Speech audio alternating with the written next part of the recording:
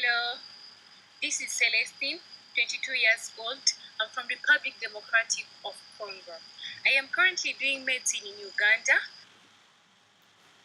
and I've been working with the Uganda Reproductive Health to educate youth, most especially those ones in their first year at university, about family planning, because we have realized that 70% of youth start their sexual activity at university.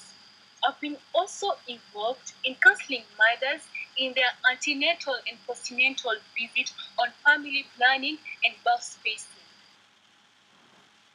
I choose to educate youth on family planning because I realized that in Africa, sex is still considered as a taboo.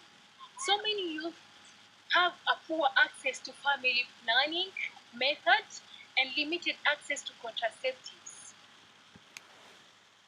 Third, to educate youth on family planning in order to promote their future.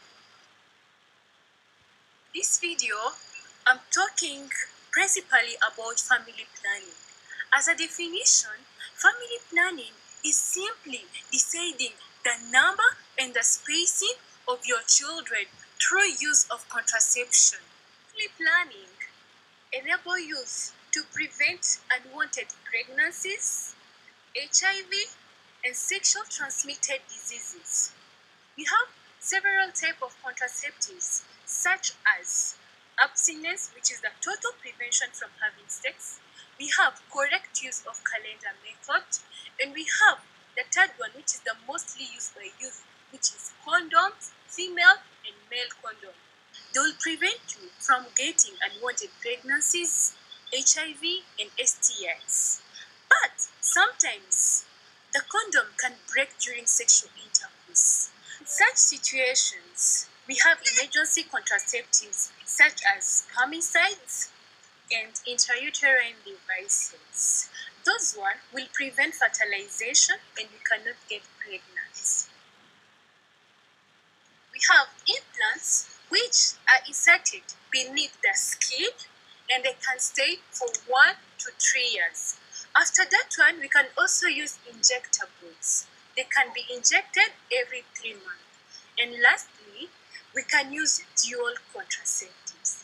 Dual contraceptives, it's when someone is using 2 types of contraceptives. You can be on pills and then you add on condoms to prevent you from getting STIs and HIV. Investing for a lifetime of return, I'm going to talk about the advantages of family planning in relation to education, environmental empowerment, quality of life and well-being, and economic growth.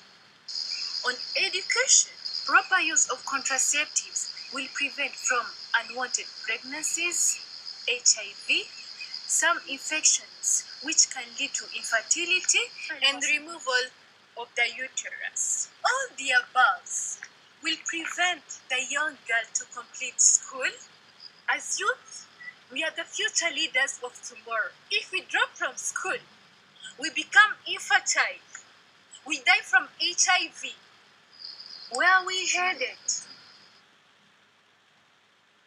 Coming to quality of life and well-being, maternal death is still high in Africa due to improper use of contraceptives. Pregnancy is a mortality cause in youth due to undeveloped reproductive system and pregnancy risk related to age. Contraceptives improve life quality in teenagers and ameliorate their well-being. The next point is empowerment to economic. Globally, the government divert a considerable amount in those kids in the street to help those young mothers.